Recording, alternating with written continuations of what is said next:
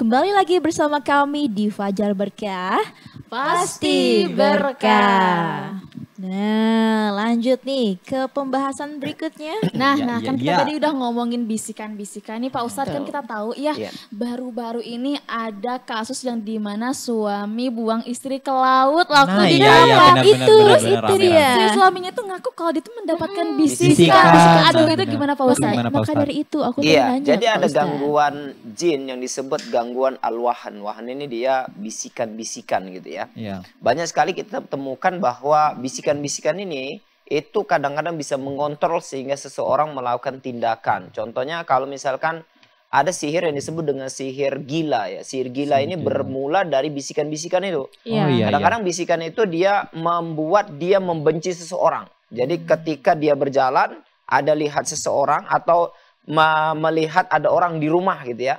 Kemudian dia mendapatkan bisikan seolah-olah orang yang ada di rumah itu menghina dia, mencaci dia, memaki dia, yang kemudian memancing dia kemudian emosi dan kemudian melempari rumah itu. Dan begitu juga tadi ya, ada seorang suami yang akhirnya membawa istrinya ke laut kemudian dibuang ke laut. Ya, kenapa? Karena dia mendapatkan bisikan, buang istrimu ke laut kan gitu. Akhirnya karena bisikan itu terus menerus, dia jadi terkontrol. Ya kan dulu ada juga yang seorang ibu gitu ya, yang kemudian menyembelih 3 anaknya itu di Jawa Timur. Iya, betul. Dan itu ketika ditanya kenapa dia menyembelih anaknya, karena dia mendapatkan bisikan juga. Iya. Maka ini sebetulnya adalah bisikan syaitan. Ya, bisa karena pengaruh gangguan sihir, bisa karena syaitan itu memang terus membisikkan dan kemudian adanya tadi kelemahan. Iya. Mungkin dia sedang ada masalah. Kalau yang dulu menyembelih anaknya karena dia tiba-tiba ditinggalkan sama suami sehingga kemudian dia merasa tidak mampu untuk menjaga anaknya, mendidik anaknya di masa depan, sehingga daripada anakku nanti jadi apa-apa di masa depan, lebih baik aku sembelih aja. Habis itu dapat bisikan-bisikan seperti itu. Jadi itu memang ada. Makanya kita diminta untuk memohon kepada Allah perlindungan dari bisikan-bisikan setan. Minal jinnati wan nas. Dari kejahatan syaitan, jin dan syaitan manusia yang membisikkan di dalam hati manusia. Yuwaswisu fi sudurin nas gitu. Baik. Ternyata seperti itu ya. Lebih serem banget nih ya, serem banget ya. Mereka aksinya lumayan luar biasa nih. Aduh. Nah, Pak Ustadz, sehalus apa sih bisikan setan itu pada manusia gitu? Sampai kayak kasus barusan kan fatal banget gitu. Iya. Jadi bisikan syaitan itu kan dia tidak nampak. Kalau misalkan manusia yang ngabarin, ngasih tahu, itu mungkin kita bisa nolak karena manusianya nampak. Kalau setan ini kan dia menguasai hati kita. Di saat kita lemah, memang kita ada masalah, sehingga kemudian dorongan untuk mengikuti atau menjalankan bisikan setan yang begitu halus, dia anggap itu sebuah firasat baik untuk dikerjakan, sehingga akhirnya dia kerjakan. Tentu semuanya adalah karena lemah iman. Makanya kan Bang Roma Irama itu nyanyi ya kan. Iya.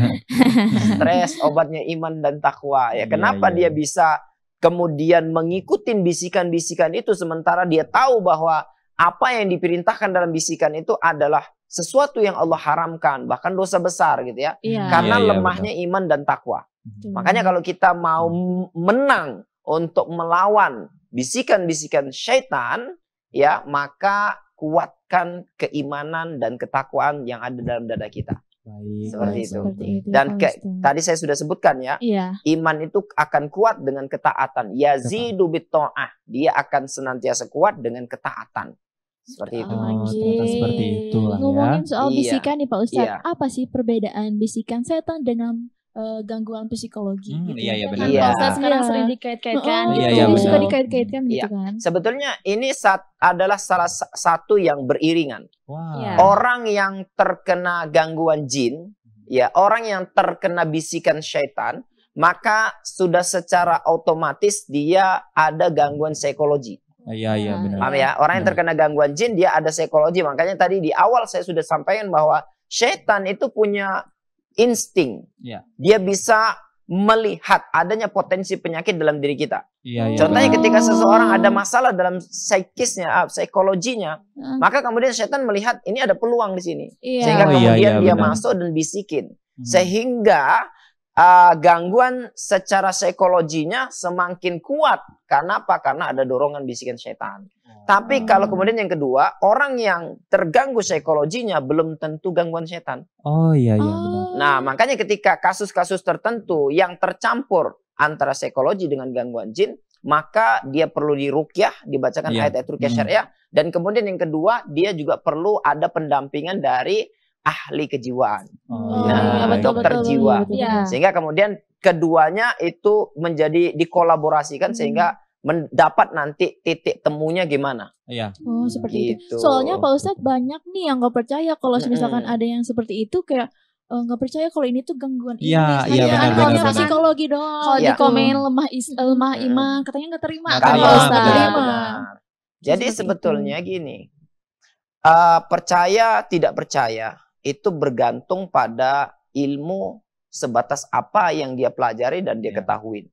Orang sains, dokter, ya kan, nggak mungkin dia percaya dengan gangguan jin. Kenapa? Selama ini yang dia pelajari adalah setiap adanya penyakit mesti ada sebab lemahnya fisik, lemahnya organ, lemahnya syaraf, gitu ya.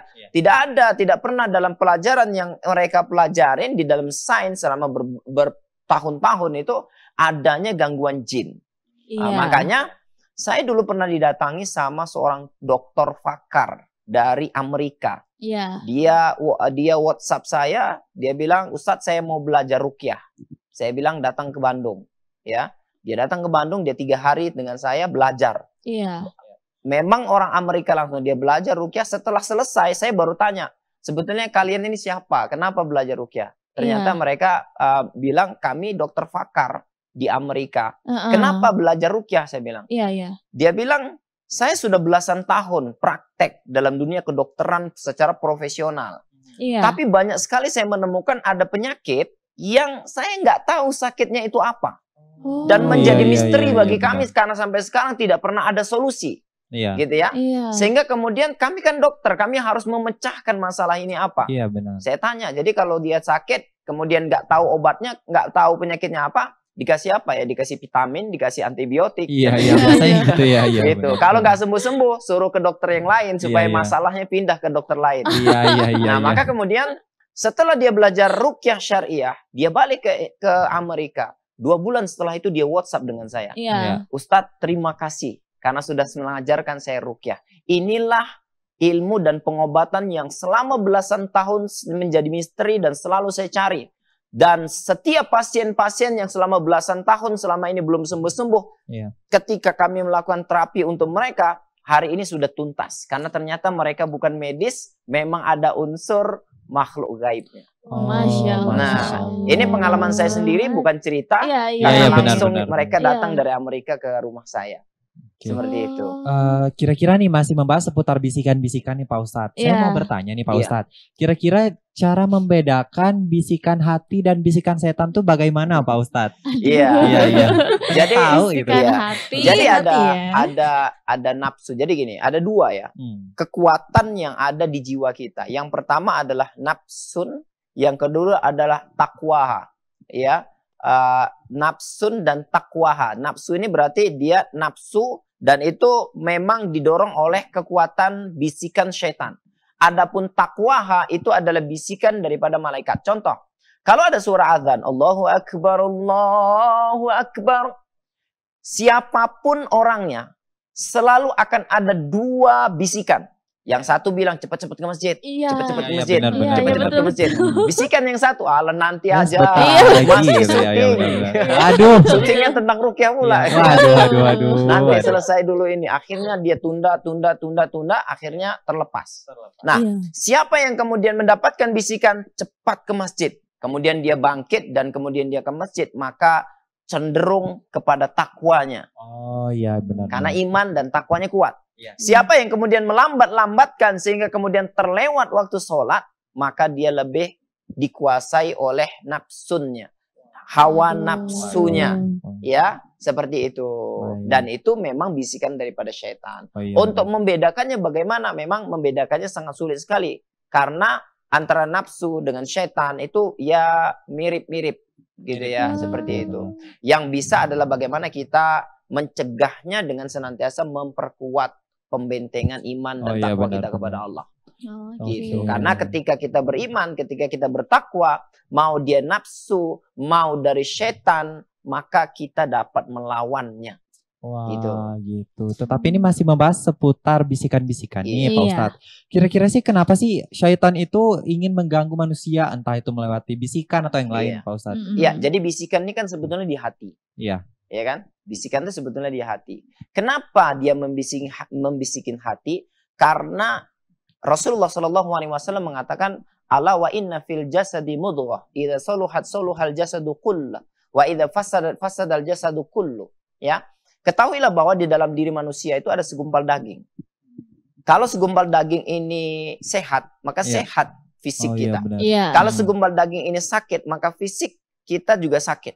Ala wahyal qalbun. Ketahuilah bahwa segumpal daging itu adalah hati. Nah, Ibnu Qayyim al-Jauziyah mengatakan hati ini ibarat raja. Ya, ibarat raja, dan tubuh kita ini hanyalah bala tentaranya yang wajib ikut apapun yang diperintahkan oleh hati. Maka syaitan ketika dia masuk ke dalam tubuh manusia, dia nggak kemana-mana. Dia akan langsung menuju hati dan membisikkan dengan bisikan-bisikan yang lembut.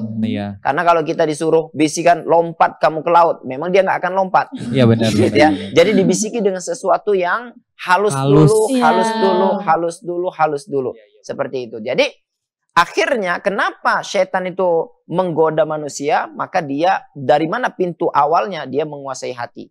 Bagaimana dia menguasai? Kalau hati sudah dia kuasain, maka fisik itu akhirnya istrinya dia ikat gitu ya kan. Kemudian dibawa ke laut, dia buang gitu ya. Kenapa fisiknya bisa melakukan itu? Karena hati sudah dikuasain. Ya, orang itu mau emosi kayak apapun, kalau hatinya belum dikuasai sama syaitan, dia tidak akan mungkin buang istrinya. Sebenci apapun dia, semarah apapun dia. Kenapa? Karena hatinya belum dikuasai oleh setan. Fisik boleh mukul, fisik boleh cabut pedang. Tapi kalau hati masih belum dikuasai sama setan, maka tidak akan terjadi apa yang seharusnya tidak terjadi. Wah, seperti itu ya. Nah, Pak Ustadz, aku juga mau nanya nih, bagaimana sih cara kita tahu gitu kalau setan tuh mengganggu kita gitu? Tapi sebelum Pak Ustadz jawab nih, ada pesan-pesan berikut ini dulu. So, tetap jangan kemana-mana, tetap di Fajar Berkah. Pasti berkah.